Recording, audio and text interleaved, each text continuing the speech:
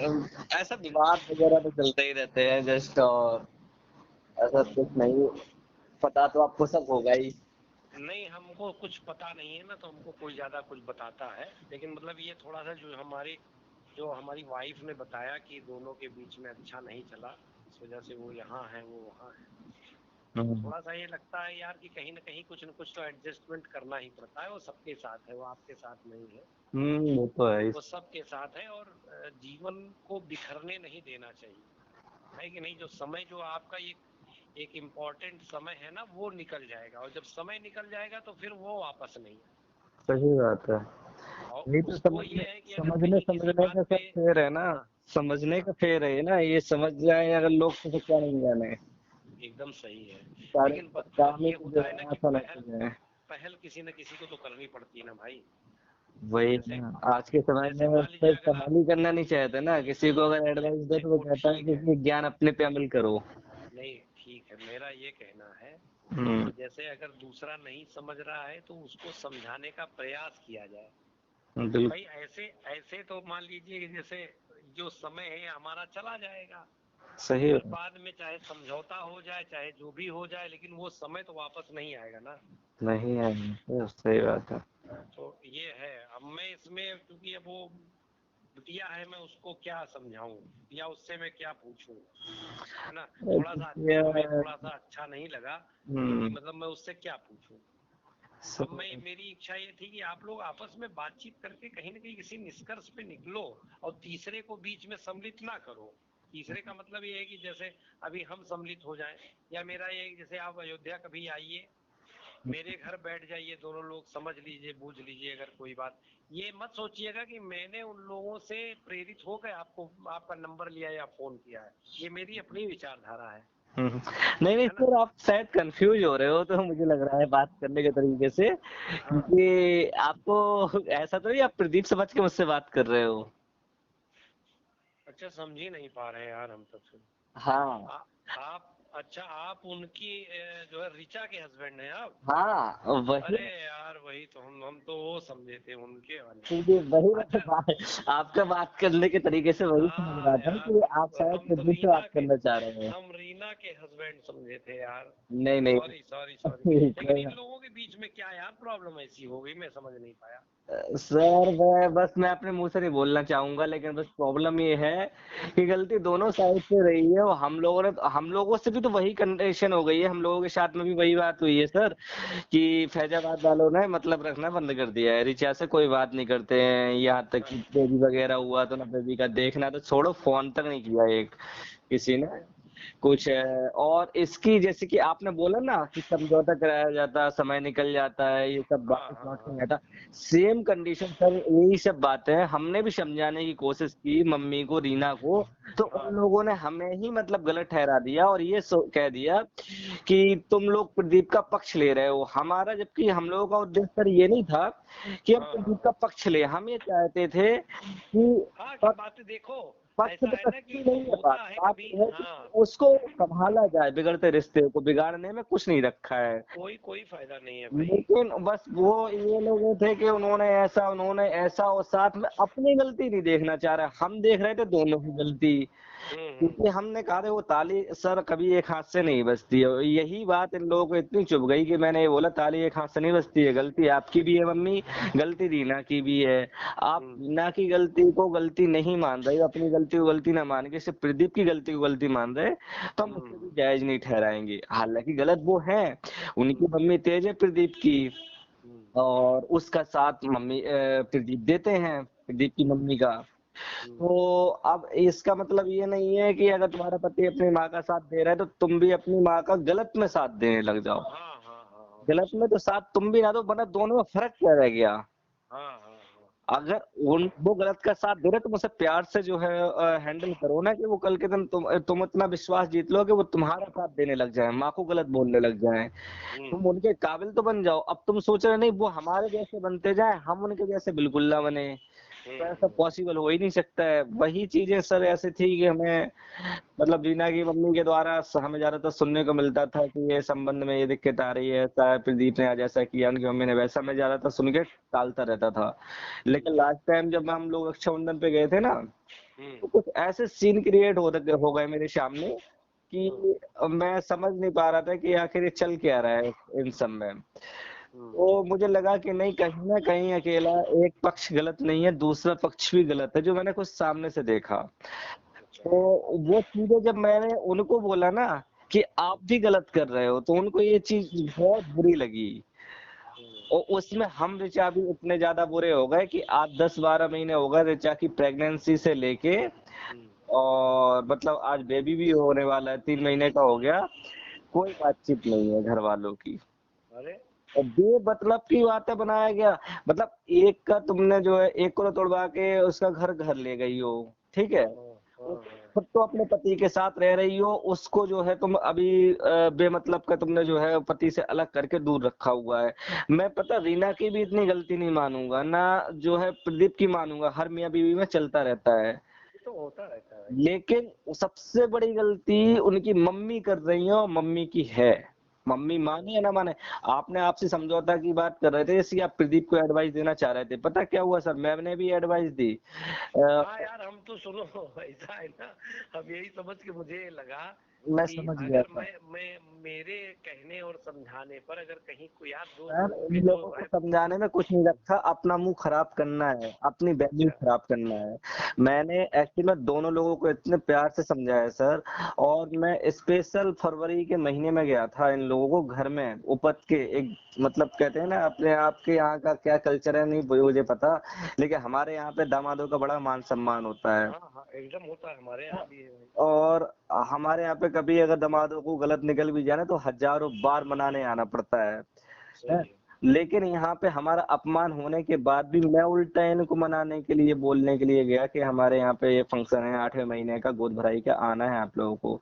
शायद मुद्दा रखा था इन लोगों की बात का, उन लोगों को कोई फर्क ही नहीं पड़ा, कुछ फर्क नहीं पड़ने वाला। प्रदीप को समझाया तो प्रदीप को ऐसा लगता है कि आप, जैसे अभी आप प्रदीप को समझा रहे थे, मतलब मुझे प्रदीप हाँ को हाँ रखे, तो हाँ हाँ आपको उनको क्या लगेगा, प्रदीप को जरूर पक्का मम्मी पे रीना पे रहा नहीं जा रहा होगा, परेशान हो गए, तभी सरपंच सर से फोन करवाया। इनके हाँ। अंदर एटीट्यूड आ जाएगा, है अच्छा ना? अच्छा। ये आपको रीना और मम्मी का मुखर चलो मतलब यार, समझ लेते हैं।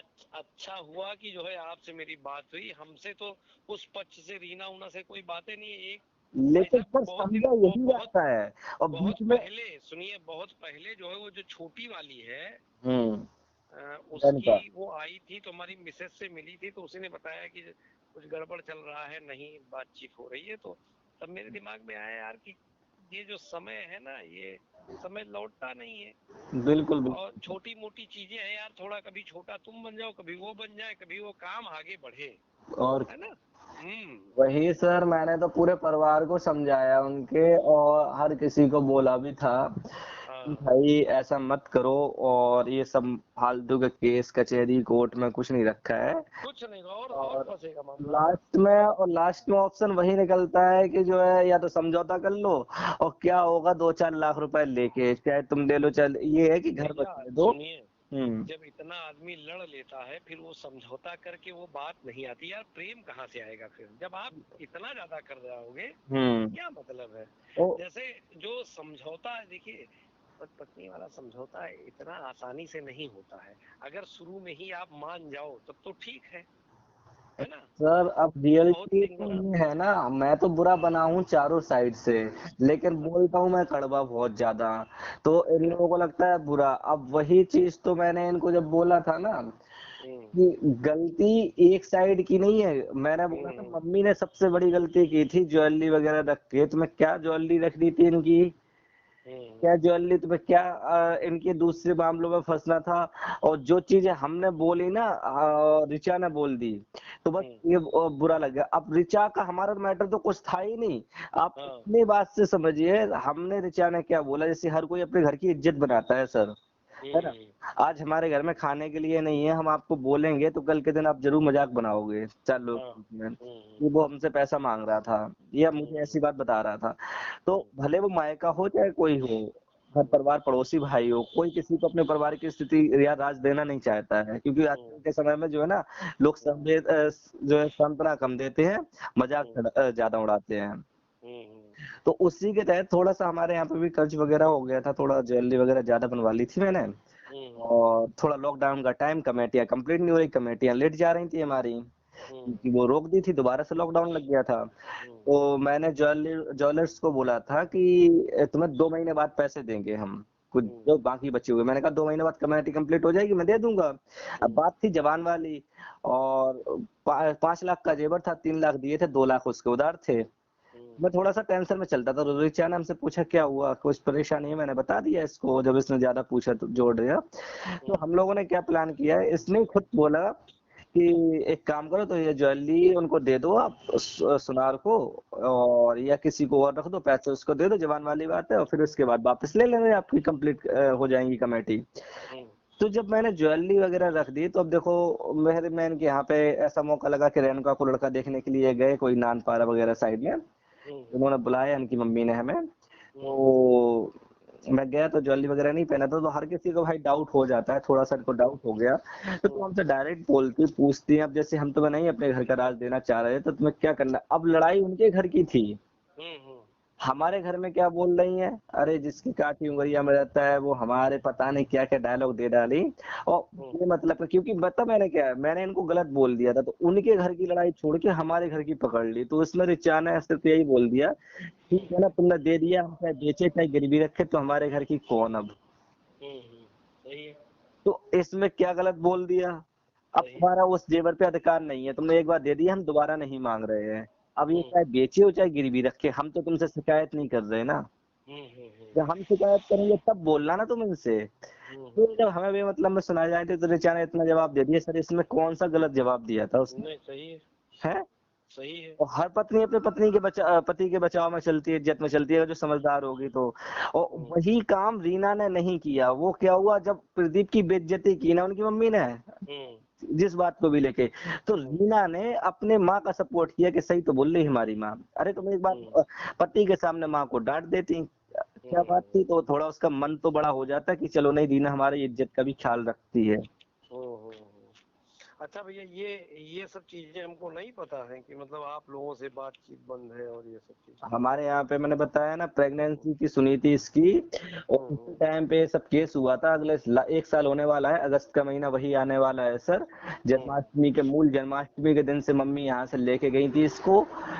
रक्षाबंधन पे प्रदीप वहां छोड़ने आया था, सिर्फ 650 रुपए वाली बात से शुरू हुई स्टार्टिंग लड़ाई।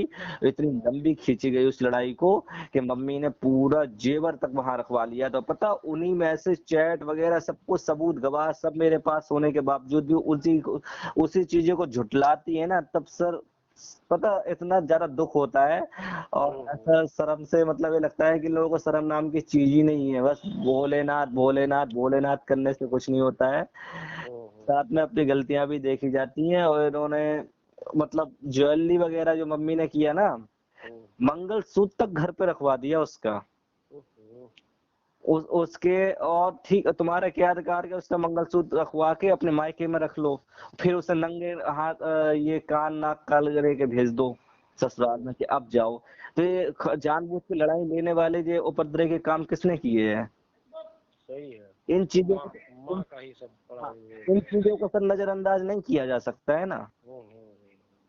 तो वही चीजें थी कि हाँ प्रदीप गलत है, हम बार बार बोलेंगे सर कि इनके यहाँ से इनको रीना को रखना नहीं आया, प्रदीप की माँ को प्रदीप को, और उन्हें जो है सहना नहीं आया। अरे भाई लड़के वाले हैं, वो अपने तरीके से चला रहे हैं, अपने तरीके से जो है अपने परिवार रीति रिवाजों में ढालना चाहते हैं, खान पीन में ढालना चाहते हैं। तुम एक एक चीज को बोलो कि अरे हमारी लड़की ऐसा खाती है, तुम ऐसा ला के देते हो ऐसा। तो ये छोटी सी बात है, रीना को भी तो घर पे नहीं बताना चाहिए ना, कि जिससे माँ को टेंशन हो, माँ को जो है। और फिर तुम्हारी माँ की आदत ऐसी है कि 1 मिनट का सवाल नहीं करती है। चलो ठीक है, बेटी ने अपनी परेशानी बताई है, मन का बोझ हल्का किया है, तो तुम अपने तक रखो, दोनों अपने में बांटो। तुम्हें दामादों को फोन करके या समधनों को फोन करके क्या सुनाने लग जाना। अरे वो तो फिर आग लगाने वाली बात हो गई ना। और जब आप दामादों को बोलोगी तो दामाद फिर घर पे आके फिर वही बात दोहराएगा कि तुमने ऐसी माँ को बोला, तुम्हारी माँ का आज फोन आया था। तो घर में, उसके घर में तो लड़ाई होगी ही होगी ना। भैया जहाँ भी ससुराल पक्ष का आदमी अगर पीला पड़ा रहता है तो घर नहीं बस पाता है। और मम्मी ने सेम वही चीज किया है। अब देख लो ना कि एक बेटी का से इतना लगाव है कि उसको तुम 10 महीने से घर में बैठा रखी हो अपने छाती पे, उससे कहती हो हम घर दे देंगे, बाहर दे देंगे, और ये तुम्हें वो पता नहीं बैराइट वाला मकान नाम कर देंगे, और जाने क्या क्या। भाई तुम कहे पूरा दुनिया सब कुछ उसे नाम कर दो उसके, लेकिन बिना आदमी के जिंदगी काट लेगी क्या वो? अरे सवाल ही नहीं है, अभी तो यही नहीं समझ में आ रहा। तो मान के चलो ठीक है, इससे तुमने तलाक दिलवा दी है, दुनिया का सबसे बेकार इंसान निकला, तो दूसरा जो शादी करेगी वो उस बात की गारंटी है कि दूसरी में वो वो सब निकलेगा? ऐसे रहेगा तो वो भी ऐसे हो जाएगा ना। हाँ, तो भाई समझो अगर भाई चीज है ना कि तुम इसी के साथ रहने दो, आराम से तुम प्रेम पूर्वक भेजो। ये मम्मी ये कह के ले गई थी कि हम 15 दिन के लिए भरे समाज में पंचों के बीच में ले गई थी। सर हम सब जगह के गवाह और सबूत टाइप के रहे, हमने देखा, हम खुद गए थे वहां पे इसको रीना को छोड़ने के लिए उसके घर पे, रक्षाबंधन पे फैजाबाद से लेके आए थे। तो मैं खुद गया था वहां पे अंदर छोड़ने के लिए इनके घर तक। तो पहले तो मुझसे ये कहा गया कि तुम छोड़ने क्यों गए, उसके घर पे क्यों गए। अब उसके इधर क्या बोला जा रहा था फैजाबाद में कि तुम जो है कुछ बोल नहीं रहे हो, तुम अंदर ही अंदर सह दे रहे हो प्रदीप को। अब मैंने कहा चलो भाई ज्यादा हो गया, चलो आज इनको बोल के सुना के आए सामने से कि प्रॉब्लम क्या है, आखिर क्यों लड़ते रहते हैं दोनों लोग, लोग क्यों नहीं बन रहे। जब उनके घर गए छोड़ने के लिए तो वही लास्ट बात, सारी चीजें सब कुछ सॉल्व करवा दिया, सब कुछ अच्छा जा रहा था। ठीक है, इसके बाद में बात आ गई ज्वेलरी पे। जब ज्वेलरी की बात आई तो इन्होंने मम्मी पहले रीना ने बोला, जैसा भी मम्मी ने पढ़ा लिखा के भेजा, बोलने लगी हम लेके नहीं आए। फिर कह रही हम लेके नहीं गए थे, और पता नहीं मतलब कितनी बातें बयान बल दे 5 मिनट के अंदर भी उन्होंने वीडियो बनाना चालू कर दिया।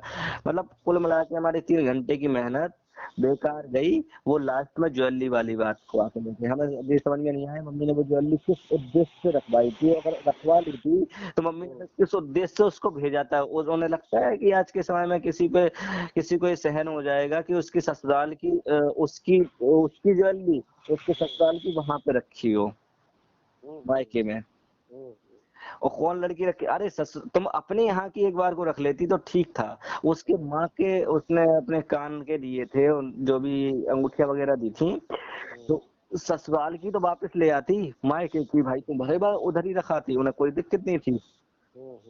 वो ज्वेलरी को, और फिर आखिरकार हुआ क्या, दूसरे दिन इतने लड़ाई झगड़े हुए कि रात भर मुझे उन्हीं के घर रुकना पड़ा। दूसरे दिन माँ को किसी को साथ में लेके, आदमी को लेके वो ज्वेलरी वापस देने आनी पड़ी। यहाँ पे आई तो आई, और फिर लास्ट में उस रीना को लेके चली गई। ये सोच रही थी कि हम इनको सबक सिखाएंगे, हम रीना को भेजेंगे नहीं 2-4 महीना, ये नाक रगड़ते आएंगे। इनकी चाल इनको भारी पड़ गई। इन्होंने उधर पंचों के सामने तो जब 2-4-5 लोगों को जोड़ के इकट्ठा किया, बातचीत हुई, तब तो इन्होंने हाँ हाँ बोल दिया कि हम 2-4-15 दिन में भेज देंगे। ठीक है, रीना कमजोर हो गई है, टेंशन में है, अभी बच्चा खराब हुआ है इसका, फलाना ढिकाना, और इसकी खिलाई पिलाई नहीं हो पा रही, मैं बाद में भेजूंगी 15 से 20 दिन बाद। अब मम्मी के दिमाग में चल रहा था कुछ और, ये लेट हो गई उस टाइम पे। अब जब 15 दिन बाद प्रदीप ने फोन किया कि चलो पुख लगने वाले हैं, नहीं पता नहीं कुछ लगने वाला था, तो बोले आ जाओ तुम। तो बोलने लगी अभी मुझे टाइम नहीं है, अभी फिर आऊंगी, देखती हूँ। और प्रदीप ने पहले तय कर दिया था कि मैं लेने नहीं आऊंगा, जैसे तुम मम्मी के साथ जा रही हो वैसे ही आना पड़ेगा तुम्हें, या तो मम्मी छोड़ जाए या पापा छोड़ जाए, कोई भी छोड़ जाए, मैं फैजाबाद लेने नहीं आऊंगा। ये पंचों के सामने ही बोल दिया था। तो मम्मी ने एग्री कर लिया था कि ठीक है हम भेज देंगे। अब इनकी जिद है कि प्रदीप ले नहीं आए, और ये 15 दिन में गए नहीं। 15 दिन में उसने फोन भी किया कि चलो मैं रेलवे स्टेशन तक आ जाऊंगा, अयोध्या तक आ जाऊंगा, या तो मैं दिल्ली से यहाँ पर रिसीव कर लूंगा मैक्सिमम को टाइम में। ये लोगों ने रिस्पॉन्स नहीं दिया। इन्होंने सोचा कि हम आगे इनको थोड़ा सा और परेशान करेंगे, सिखाएंगे। उसने फोन करना बंद कर दिया प्रदीप ने, और आज साल भर बीतने वाला है, ना ये लेने जा रहा, ना वो फोन करके हिम्मत पड़ रही उनकी बुलाने की। कहानी तो सारी ये तो आज सारी चीजें हमें पता लगी भाई। अरे सर बहुत लंबी कहानी है, मैंने तो आपको शॉर्ट में जितना कुछ है समझा सकती हूँ समझा दिया, लेकिन इतनी गंदी कहानी है। सारा राग वाग जो अपनी माँ और ये इमोशनली डायलॉग देती रहती ना, कि कोई माँ नहीं चाहती घर बिगाड़ना, कोई माँ नहीं चाहती। अगर हम तो ये कहते हैं, हम तो सारे जवाब डायलॉगों के हर चीज का जवाब दे चुके बहुत अच्छी तरीके से, इसलिए हम इतने बुरे हो गए ना इतने बुरे कि हमसे बुरा कोई दामाद ना होगा। जबकि चलो भैया, इसका मतलब ये है कि बड़ा अच्छा है, हमको इस पे कुछ सोचने नहीं है। अब बेकार से सोचना पड़ना। मैं तो हैं? पढ़ के देख लिया ना दोनों वही कह रहे साइड हैं, से। जब आप वही हैं और आपने एक बार प्रयास कर लिया है तो बात खत्म है, फिर और क्या करना। अब बताओ सर, और उल्टा ही हो गया, प्रयास किया आपने, आपने अपने रिश्ते खराब कर लिए। हमारे रिश्ते खराब हो गए प्रदीप के हाँ। इनके चक्कर में। और बस यही हुआ कि हमने इनके पक्ष की नहीं बोली। हाँ, हमें चाह रहे थे, आपने सही बात बोल दी। हाँ हमें चाह रहे थे कि अगर गलत दोनों लोग हैं तो दोनों को बोला जाए। जितने बात हम प्रदीप को टोक रहे थे, प्रदीप की मम्मी को जब मैं गलत बोल सकता हूँ प्रदीप के सामने कि आंटी आपकी ये बात गलत है, मैं पक्ष में बस इतना ही तो बोल सकता हूँ। सर अब तुम कहो कि भाई अगर तू तड़ाक गाली गलौज करके बात करो तो हमारी वो भाषा नहीं है। नहीं नहीं, तो ये ठीक है, अब तुम्हारा मतलब था कि प्रदीप का फोन आया था मेरे पास फर्स्ट टाइम। वहीं पे क्या हुआ सर कि हम लोगों को आना था, मतलब इसका मिसकैरेज हो गया था रीना का। तो पहले इन्होंने रक्षाबंधन पे जब इनकी मम्मी लेने आई जुलाई के महीने में तो नहीं भेजा कि चलो प्रेगनेंसी है नहीं भेजती हैं। मैंने ऋचा को भेज दिया तो ऋचा को लेकर चली गई। फिर लेकिन लास्ट टाइम में ऐसा हुआ कि ऋचा वो रीना का मिसकैरेज हो गया। उन्होंने कहा चलो अब जो कुछ होना था हो गया, अब इसका त्योहार पहला है क्यों खराब करें, चलो इसको भी भेज देते हैं हम। तो रीना को भी प्रदीप ने बोला कि चलो इसका मन बहल जाएगा और इसके साथ ऐसा हादसा हुआ है, इसको ले जाओ मम्मी। तो मम्मी बोली कि देखो इतने 2 साल से मेला नहीं हो पा रहा है और पैसे की बहुत कंडीशन खराब है, अभी तो मेला का सीजन चल रहा है, मैं लेने नहीं आ पाऊंगी। रक्षाबंधन का मेला चल रहा था और अगर आप आ सको तो आप आ जाओ और छोड़ दो, मैं आपको किराया दे दूंगी दोनों साइड का जो भी है। तो प्रदीप ने बोला ऐसा तो नहीं होता मम्मी, लेकिन चलो मैं घर पे जाके मम्मी से बात करूंगा, अगर वो हाँ बोल देंगी तो मैं छोड़ दूंगा। मैं पक्का नहीं कहता लेकिन बात करूंगा। तो प्रदीप ने अपनी मम्मी को समझाया होगा कि चलो मम्मी उनके यहाँ से कोई आ नहीं पा रहा, उनका मेला चल रहा है, मैं छोड़ देता हूँ जाके। तो प्रदीप यहाँ पे छोड़ने चले आए।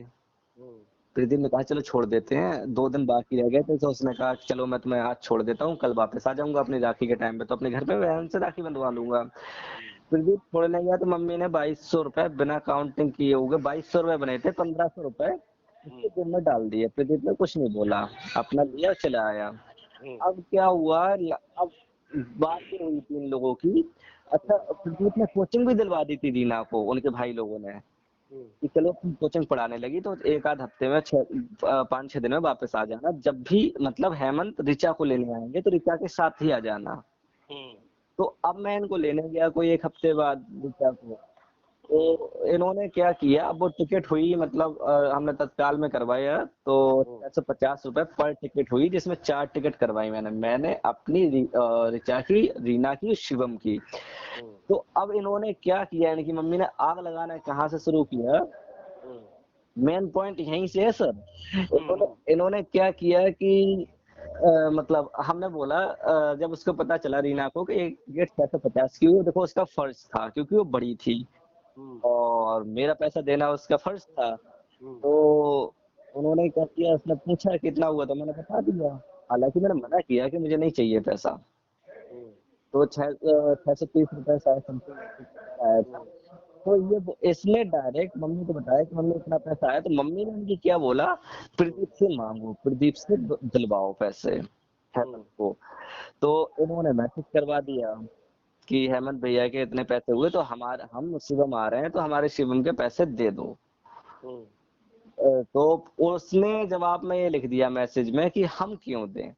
बस अब उसका जो लहजा था हम क्यों दें इस पैसे को लेके इतना बवाल हुआ कि मम्मी ने कहा तुम चीनी नहीं देते हो, 10 ग्राम चीनी दे के नहीं विदा करते, तुमने ऐसा किया, तुमने हमारे भाइयों के लिए क्या किया, बहनों के लिए, मतलब इतनी बात व्हाट्सएप पे करवाना चालू कर दी मम्मी। हमारे आपको देखा कि लास्ट में उसे हमें फोन करना पड़ गया कि हेमंत भाई, वो भी समझने लगा है कि कौन भाषा रीना की है कौन मम्मी की है। उसने फोन किया तुरंत हमारे से, हम मुझे और कह रहे देखो हेमंत तुमने आज हमारा गलत जगह फंसवा दिया, आज मैं तुम्हें साल भर में 6 महीने पहली बार बोल रहा हूँ, ये अच्छे लोग नहीं है। तो अब मैं क्या बोलता सर, मैं गाली दे के बात करता उससे, मैंने नहीं बोला। आपकी कहीं भी कोई गलती नहीं है भैया। हाँ मैंने ये बोला प्रदीप से, हमने कहा देखो भैया अब आप चाहे मुझे आप गलत बोलो और चाहे मम्मी गलत बोले, हमें दोनों लोगों की सुननी है। हम क्या कर सकते हैं? तो बोला देखो मम्मी रीना से कैसा कैसा करवा रही हैं, मम्मी से प्लीज, और रीना से पूछो क्या कष्ट है रीना को हमारे यहाँ पे, और मम्मी से बोलो प्लीज वो हम लोगों के बीच में ऐसी आग ना लगवाएं, फालतू की लड़ाई ना करवाएं। और बोले अगर वे ऐसी बात करे तो हमें ये बताओ, हमें भाई 2,000 रुपए दे के आया था, मम्मी ने 500 दी, 1,000 रुपए एडवांस इसके पास पीछे भी आ चुके हैं, तो इसमें 3,500 रुपए का कहाँ पे खर्च किए एक हफ्ते में, कहाँ पे खर्च किए हैं, उसका हमें ये वो दे दे, हिसाब दे दे। उसने हिसाब मांग लिया था। अगर 600 रुपए देने की बात है तो तुम 600 रुपए, अब प्रेजेंट में तो वो हेमंत के पास में हूँ नहीं कि मैं दे दूं, तुम 600 रुपए अपने जेब से भी दे सकती हो, जब घर पे आती तो आराम से उस मूड में भी। अब इंसान किस मूड में है, कैसे मूड में है, नहीं कहा जा सकता है ना ऑफिस में। तुम उसी टाइम पे परेशान करवा रही हो, फिर उसके बाद उल्टे सीधे मम्मी मैसेज करवा रही हैं, तो स्वाभाविक सी बात है कि लड़ाई बढ़ेगी, आग में घी डालने का काम मम्मी करवा रही है। वो सही है। अरे उन्होंने बोला कि चलो ठीक है तुम दे दो, या बाद में दे देंगे, या फिर या हम क्यों दे रहे हैं, हम क्यों दो, तुम्हारे पास है, उसका कहने का मतलब तो तुम दे दो। तो अब तुम्हें ये बहस क्या करना उस चीज को लेके, क्यों? अब बहस में क्या करो, आग लगाने वाली क्या बात करवाई इन्होंने, क्यों? तुम किराया दे, तुम आते लेने के इधर से तुम छोड़ने आए थे तो मम्मी ने किराया दिया, अब तुम लेने आती तो तुम्हारा किराया ना लगता। मतलब इतनी तुच्छपना वाली बातें करी जाती हैं क्या सर? अरे तो यही यही तो है गड़बड़ काम। अब सर ये उनका कहने का मतलब ये था कि हमारी मम्मी ने तुम्हें किराया दिया है, जो तुम्हारा बना था, जो तुम्हें छोड़ने आए, तो अब तुम्हारा किराया लगना चाहिए, तुम लेने आते तो तुम्हारा किराया लगता, तो इसलिए तो हमें किराया सेंड कर दो। मतलब एक तुच्छपना वाली बात नहीं है क्या? एक माँ अपने तरफ से 500-600 रुपए नहीं दे सकती क्या? मैं वही तो एकदम एकदम भाई, इसके लिए तो माँ को ही करना चाहिए भाई, दामाद है, आ रहा है जा रहा है कुछ भी कर रहा है। तो ये तुच्छपना वाली बात हो गई, तो सर इतना बढ़ता गया। और इस बीच में मैं नहीं बोला तो पता सर क्या हुआ, प्रदीप के ऑन स्पीकर हमने कॉल चलाया, उनके सामने फोन आ रहा था, तो अब मैं तो हूँ करता रहा, सुनता रहा। मैंने कहा चलो बक्ताने पे ही जवाब दिया जाती है। तो मम्मी क्या कह रही हैं पीछे से सर, हमसे कह रही है उनसे बोलो कि हाँ तुम्हारे यहाँ पे कौन ब्याह करता है, लंगड़ के यहाँ पे, लंगड़ों के यहाँ पे कौन ब्याह करता है। तो सर मैं ऐसी लैंग्वेज में कैसे बोल सकता हूँ जब मेरे यहाँ पे खुद मेरी माँ विकलांग है? सर मैं ये जवाब दे सकता हूँ क्या? नहीं नहीं क्योंकि भैया, ये पलट, सब बात करनी भी नहीं चाहिए। अगर वो पलट के मुझे भी यही चीज बोल दे तो मुझे कितना बुरा लगेगा। तो मैं तो क्यों बोलूं, मैं बोलूंगा तो मैं जवाब दूंगा, लेकिन तरीके से दूंगा कि भाई मैंने तो ये सोचा कि तुम्हारा संबंध करवा दूं, चलो जैसे मेरे घर में माँ विकलांग है, तेरे घर में भी भाई है, चल मेरा तो घर बस रहा है, मैं तेरा भी बसवा दूं। मुझे क्या पता है कि ऐसा होगा, और फिर अगर किसी को पता होता होगा तो कभी कोई संबंध ही ना करवाए किसी का। तो प्रॉब्लम तो जो आती है वो खुद आप लोगों को आपस में मियां बीवी को सॉल्व करना पड़ेगा, कोई तीसरा थोड़ी कर देगा। सही सही सही सही। अब आप ही अपना घर परिवार नहीं संभाल पा रहे तो हम क्या करें? लोग जवाब देने के तरीके होते हैं, अलग अलग होते हैं, लेकिन इनकी मम्मी कहती है कि तुम ऑन स्पॉट दो, ऐसा बोलो, हमारी लैंग्वेज में बोलो। तो हम कैसे बोल दे सर, हमारी वो भाषा नहीं है जब। तो वही चीज हुई, हमने नहीं बोला तो इनकी मम्मी ने प्रदीप का उनका छोड़ के हमें हमें धर लिया। अब अलग ही सुनाने के लिए इन्होंने मुंह में दूध दही जमा लिया, और ये भी उनके साइड होगा, ये भी ऐसा करेंगे, ये भी वैसा करेंगे। अरे तुम्हारी दूसरी लड़की तकलीफ में हो, कुछ हो, तब तुम हमसे बोलो ना। दूसरे की घर की लड़ाई को लेके हमारे घर की क्या तुम्हें बीच में पकड़ना है? उसी बीच को लेके थोड़ा सा रिचा और मम्मी में तनातनी हो गई, मतलब इधर ही घर पे रक्षाबंधन पे ये इतनी हो गई कि लास्ट टाइम पे भी मम्मी ने रुला रुला के विदा किया इसको। ठीक है, फिर उसके बाद मैं ये बोल रही थी कि कोई नहीं बोल रहा है, ठीक है मैं निपट लूंगी, ये कर लूंगी। जब ये ज्वेलरी की भी बातें करने लगी तब हम दोनों ने, यहाँ तक कि रेणुका ने भी ये बोला था कि मम्मी ये ज्वेलरी मत रखो यहाँ पे, उससे तो ज्वेलरी ले जाने दो। मैंने बोला मम्मी जहाँ पे अभी 1-1.5 लाख की ज्वेलरी, मतलब जो भी चांदी का और जो भी सामान रखे हैं वहां पे, अगर ऐसी कोई बात आएगी तो जहाँ पे 1-1.5 लाख का निकालेंगे वहां पे 2 लाख की और सही, लेकिन अभी से ज्वेलरी वगैरह रख के गलती मत करो। लेकिन मम्मी बोली हमें किसी की सलाह की जरूरत नहीं है, हमें किसी का ज्ञान नहीं चाहिए, हम खुद देखेंगे अपने तरीके से। देखते रहो खामियाजा क्या है, आज खुद भुगत रही हैं। तो और क्या, और ऐसा है ना भैया।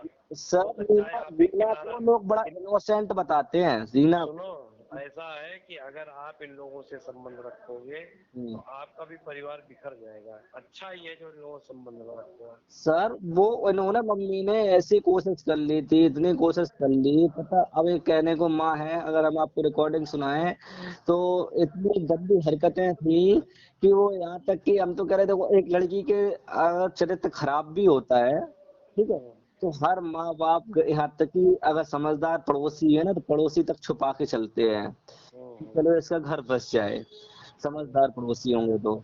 और सबको हर माँ बाप भी यही सोचते हैं भाई बहन की कभी ये वो जो राज थे वो राज ही बने रहे। और इसकी इनकी माँ ने क्या किया लास्ट टाइम पे जब ऐसी बहस हुई और पता चला कि रीना का तो टूट ही गया और ऋचा थोड़ा सा बहसबाजी ज्यादा कर रही थी मम्मी से, हम कर रहे थे, हम इसीलिए कर रहे थे कि मम्मी हमारी बात को समझो, मम्मी बिल्कुल साथ में आसमान पे वो सोच रही हम ऐसा कोई है ही नहीं। आज ढीली पड़ती नजर आ रही, कुमले आ गई हैं, सब कुछ हो गई, लेकिन अपना दुख दर्द किसी से नहीं कह पा रही, ना किसी को बुला पा रही है, ना घमंड नीचे रख रही हैं, और ना ही जो है बड़ा दिल दिखा पा रही हैं। और आज ऐसी स्थिति में है कि भाई ये तो इनकी मम्मी ने हमसे तक ऐसी लड़ाने वाली बातें करी, अब ऐसा है वैसा है, मतलब जाने क्या क्या इतना मतलब गंद दिमाग में डालने की कोशिश की कि जो एक माँ को नहीं बोलना चाहिए वो भी अपने मुंह से बोल रही है। अब बताओ सर, क्या ऐसी लेडी का क्या भरोसा करें कि वो गलत नहीं। नहीं तो एकदम ऐसे लोगों से तो टेलीफोनिक वार्ता भी ना हो तभी ठीक है भैया। और जो है क्या सर, ये जो रीना जो इमोशनली आंसू दिखाती ना, वे सिर्फ एक ढकोसला है और कुछ नहीं, मैं तो बस यही बोलता रहता हूँ अब। क्योंकि अगर तुम सज्जन अच्छे सही हो ना तो तुम्हें बस सीधे अपना परिवार देखना चाहिए था। मायके वाले तुमसे कितने दिन रुष्ट रहते, मायके वालों को खुश करने के चक्कर में तुमने अपने पैर पे कुल्हाड़ी मार ली, जीवन भर के लिए तुमने जो है अपना दुख मोल ले लिया। अगर तुम उस दिन मम्मी को गलत ठहरा के और पति का साथ दे देती तो शायद उसे भी गर्व महसूस होता, वो भी तुम्हारी अपनी नजरों में तुम्हें जो है ऊपर रखता और शायद सब कुछ नॉर्मल हो जाता है। तो तुम उस दिन जब मम्मी तुम्हें गलत सलाह दे रही थी कि जेवर यहाँ रख के जाओ, तुम कहती नहीं नहीं मम्मी हम लेके जा रहे हैं, अगर जेवर लेके उधर रख जाएंगे तो और लड़ाई बढ़ेगी और फालतू में चैटेंगे, मम्मी उनकी गुस्सा होंगी, इधर नहीं रखते मम्मी, तुम अपनी अकल तो लगाती। तो जैसा मम्मी कह रही तुम कह रही हाँ हाँ हाँ, मतलब मम्मी बिल्कुल तुम्हारी गलत हो ही नहीं सकती, मम्मी जो सोच रही तुम्हारे लिए बहुत भला सोच रही, मम्मी ने ये भला सोचा तुम्हारे लिए। और उसमें अभी जो है अब तुमने मम्मी के मन का कर लिया, अब तुम चली भी गई थी, चलो तुम पे एक गलती हो गई, तुम फिर कहती 2 महीने बाद नहीं मम्मी अब नहीं रुक रही हूँ, अगर वो नहीं आ रहे तो चलो फोन करके बुला लेती है, शिवम के साथ चले जाते हैं। तुमने 8-10 महीने गुजार दिए, तुम बस एक ही इंसान को गलत ठहरा रही हो कि उसने हमारी इलाज नहीं करवाया, उसने हमारा बच्चा खराब करवा दिया, इसने वो करवा दिया, इसने ये करवा दिया। करने का फालतू के बुलाने से कुछ नहीं होता है, एक दूसरे का कोर्ट सबूत मांगती है, बच्चा उसने कैसे खराब करवा दिया जब भाई प्रेगनेंसी जो है वो खराब तुम्हारी एक नहीं दो खराब हुई है, तो जरूरी थोड़ी है कि भाई उनका, अब वो मम्मी कह रही कैसी तो बातें कर रही टोने टोटके वाली कि उनकी मम्मी ने कहा 11 दिन रोटी खिलाओ 12वें दिन बच्चा खराब हो गया, हमने कहा टोना टोटका ये अंधविश्वास कोर्ट थोड़ी मानता है। नहीं ये तो नॉर्मल सी बात है कि कोई भी कहे कि चलो गाय को रोटी बनती है तो एक रोटी गाय को दे दिया करो, इसमें ये कौन सी बात हो गई है। तो ऐसी ऐसी बातें करती हैं वो लोग सर, मैंने देख लिया था, मैंने सब कुछ ट्राई किया है, इतना कोशिश। चलो यार आज आपसे बात करके हर चीज क्लियर हो गया ना। नहीं तो हमको तो कोई कुछ बताता नहीं, वो लोग भी कोई सही बात पूरी बताए नहीं ना। अरे वो अपनी अपनी गलती अब बताएंगे ना तो सिर्फ उन एक ही तरफा की गलती बताएंगे ना, अगर जैसे हमारे टॉपिक पे भी बताएंगे तो ये कहेंगे रिचा ने मम्मी से बोला तुम्हारा अधिकार नहीं है, रिचा ने हमसे ये बोला, रिचा ने ये कहा, रिचा ने उस दामाद ने ये कहा, ये थोड़ी बताएंगे कि किस बात पे क्या कहा। जवाब दिए तो किस बात पे दिया होगा, उसके पीछे की वजह पूछने वाला भी पूछे कि ये रिचा ने ऐसा क्यों बोलना पड़ गया रिचा को, इसकी पीछे की वजह बताओ हमें, या दामाद तुम्हारा ये दिल्ली वाला ये क्यों कह रहा है छोटा वाला, सही उसकी वजह कोई नहीं पूछता, बस अकेले ये अपना अपना बता देती है दोनों। क्या है सब ऊपर वाला देख रहा है, हमने तो कहा था इतनी बड़ी बड़ी बात है बोल। भैया एकदम बस ईश्वर पे छोड़ करके अपने परिवार को देखो, है ना। सर हमारा तो जो बेबी हुआ था अभी लड़का हुआ है, आपको हाँ भाई, पता है? बधाई आपको, बधाई। हाँ शुक्रिया। अब जो है, जो लड़का हुआ था, मैंने सर इसकी सौगंध खा ली थी, इसकी कसम खा ली थी कि अगर मैंने सर किसी के साथ बुरा किया हो ना, और द्वेष भावना में किया हो, ये सोच के कि चलो मतलब इन्होंने हमारे साथ गलत किया तो हम गलत कर रहे हैं, या कुछ मन में गलत विचार रख के भी किया हो, तो देखो हमारा जैसे माता रानी दिया ना, वो वापस तक ले लें। मैंने ऐसी ऐसी तक कसमें खा ली, ऐसी ऐसी चीजें बोल दी, तब भी बंदों को विश्वास नहीं है। हम्म। मतलब अपने आगे वो किसी को समझते ही नहीं है कि हम सही हैं और सारे गलत हैं, अपने यहाँ बेटी का विश्वास अच्छा, करना। इस सब का दुष्परिणाम जो सबसे छोटी वाली जिसकी शादी नहीं की उसके ऊपर भी आएगा। आएगा अगर परिवार में इस तरह की चीजें रहेंगी तो आएगा ही। छोटी बहन पे क्या, भाई तक पे आएगा। अगर तुम बिठाए रहोगी, वो तो कहती है कि अब ब्याह नहीं करना, हम तो पूरी जिंदगी ऐसे ही रखेंगे अपनी बेटी को। अब हाँ। ये नहीं पता पूरी जिंदगी जिंदा कौन रहता है। तुम आज जो है ऐसे करके जा रही, इतनी बीमारियां झेल रही हो, इतनी परेशान रह रही हो, कब अटैक आ जाए, कब क्या हो जाए। कितने हाँ। साल की जिंदगी है तुम्हारी? 5 साल की, हद से 10 साल की जिंदगी होगी, ज्यादा से ज्यादा 15 साल की। उसके बाद भाभी का राज चलेगा, और भाभी कौन रखना चाहेगी? कोई नहीं रखना हम्म। चाहता है भाई। कोई जब सासों की तो सहन नहीं करता, नंदों को सुनता कौन है? और फिर उसका परिणाम यही होगा कि अगर या तो भाई को अपना घर तोड़ना पड़ेगा, भाभी से मतलब लड़ाई करेगा तुम्हारे पीछे, बहन के पीछे, या फिर बहन को घर के बाहर धक्का मार के निकालना पड़ेगा, अगर भाभी के कहने में चल गया तो वही चीजें हैं कि, लेकिन रीना समझने को तैयार ही नहीं है। अगर समझदार लड़की होती तो अभी तक समझ जाती। मैंने इतने प्यार से उसको कई बार समझाया, गुस्से में भी समझाया। एक बार मैं लटारी एक पोस्ट को लेकर लड़ रही थी मेरी, मैंने कोई कर दिया था, मैंने क्या जस्ट एक नॉर्मल डाला था कि किसी लड़की को मतलब महलों की जरूरत नहीं होती, उसके लिए हम सफर का कंधा ही काफी होता है। जैसे इमेज बनी हुई थी, उस पे लिखा हुआ था कैप्शन में। तो ये लड़ने लगी, मैंने कब महल मांगा था, मैंने कब ऐसा वैसा, मतलब बेमतलब का अपने ऊपर ले लिया, जबकि मैंने तो सिर्फ जचा के लिए डाला था। तो अपने ऊपर लेके वो बस उसको जो है बोलने लगी, मुझे काफी सुनाया गया, बोला गया। मैंने कहा अच्छा। तो उसके बाद में क्या हुआ सर, मैंने इसको बोला, फिर मुझे जवाब देना पड़ गया। अब भाई उल्टे के जब बंदा उल्टा बोल रहा हो ना, वो सही, उसे सही सफाई दो ना, तो वो जो है ना सही नहीं समझता उसको, वो उल्टा ही बोलता जाएगा। तब मुझे उनको उल्टी भाषा में जवाब देना पड़ा। तब मैंने बोला था रीना से, मैंने कहा ऐसा है कि देखो, महल अटारी तो तुम्हें चाहिए थी, तभी तो हमारा किराए का मकान छोड़ के, और तुम जो है दो दो मकान जिसके यहाँ पे उसके यहाँ पे तुमने पसंद किया। भाई मैं काला हूँ, काला छोड़ के तुमने गोरा पसंद किया। तुमने जो है 10,000 जो 12,000 कमाने वाले बंदे को छोड़ के 50,000 40,000 कमाने वाले सीए को पसंद किया है। और हमने कहा सुनना चाहती हो ना, तब सुनो। हमने कहा कहाँ तुमने पसंद नहीं है, कहाँ नहीं महल की चाहत रखी।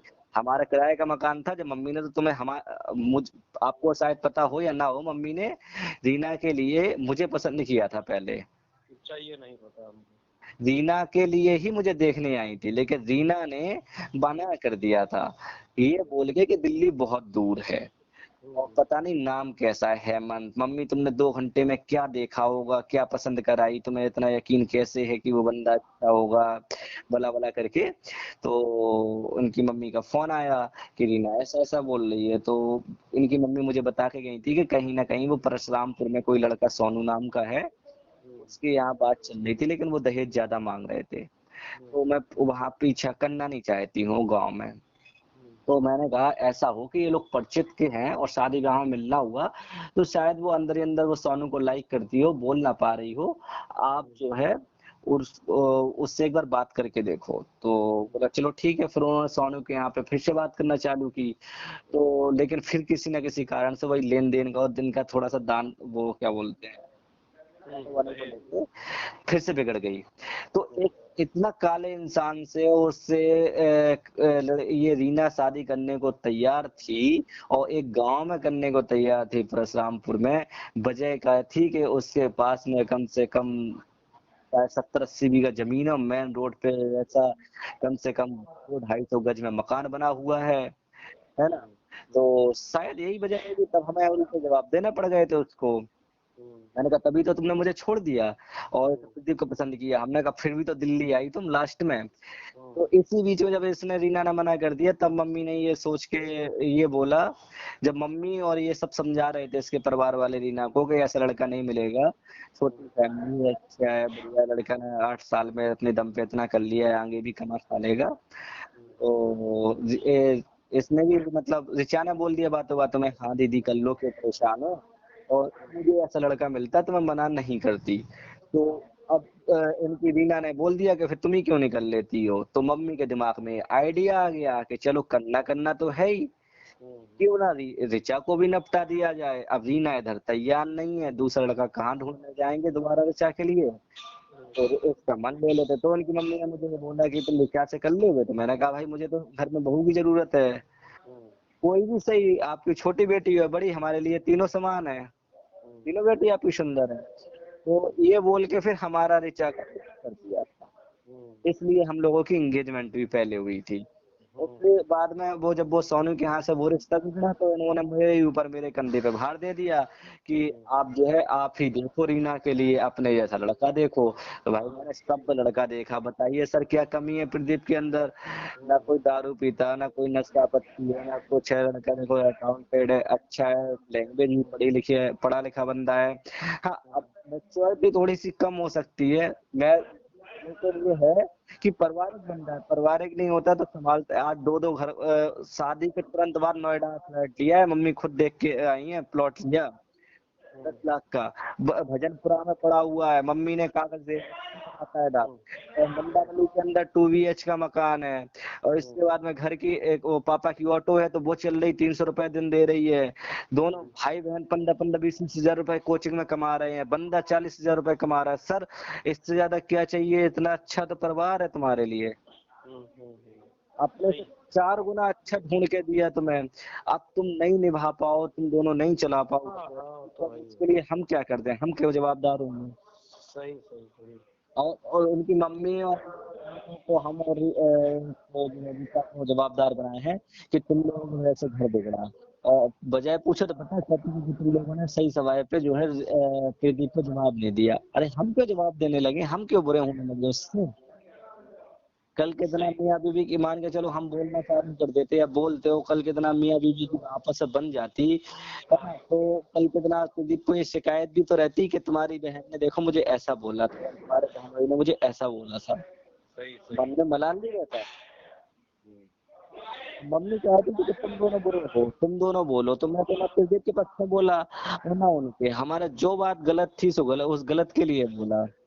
लेकिन उनको ऐसा लगा कि ये पक्ष विपक्ष वाला बात, मतलब कि उनको ये ऐसा लगा था मम्मी को कि बस ये जो है हमारे पक्ष की बात कर रहे हैं, प्रदीप के पक्ष की बात कर रहे हैं।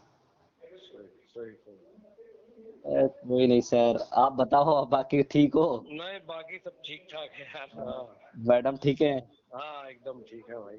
चलिए, कहाँ आप कॉलेज वॉलेज में हो कि घर पे हाँ ही हो। कॉलेज में है यार।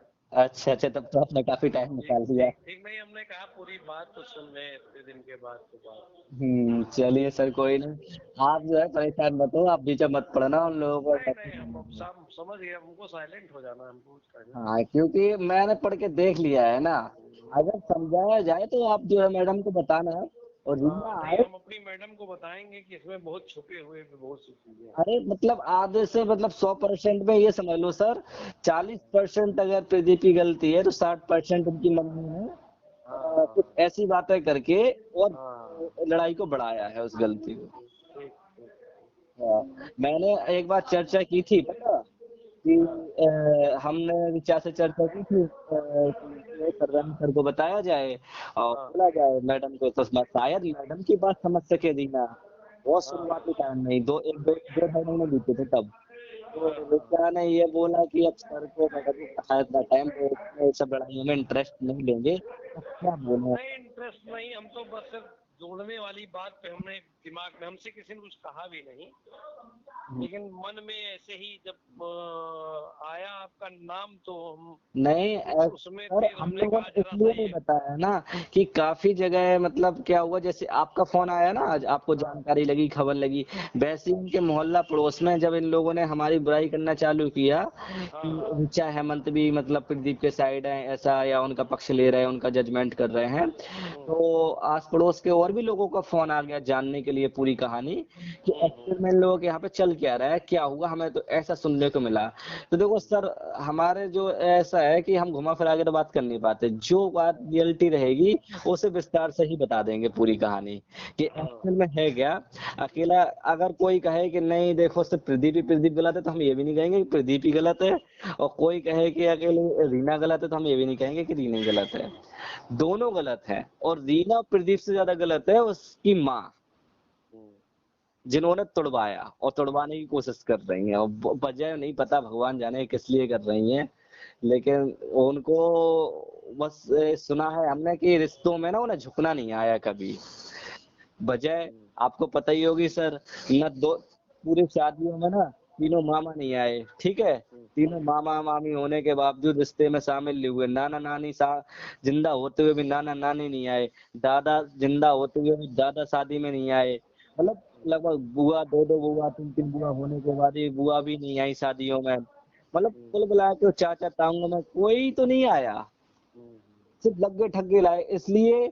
और दो दो मौसी होने के बाद में दोनों मौसियां नहीं आई थी दिल्ली के अंदर, किसी को बुलाया ही नहीं। और बुलाएंगे किस लिए, क्योंकि बुलाया इसलिए नहीं क्योंकि सभी से बुराई कर रखी है, क्योंकि रिश्तों में कभी झुकना नहीं आया इन्हें।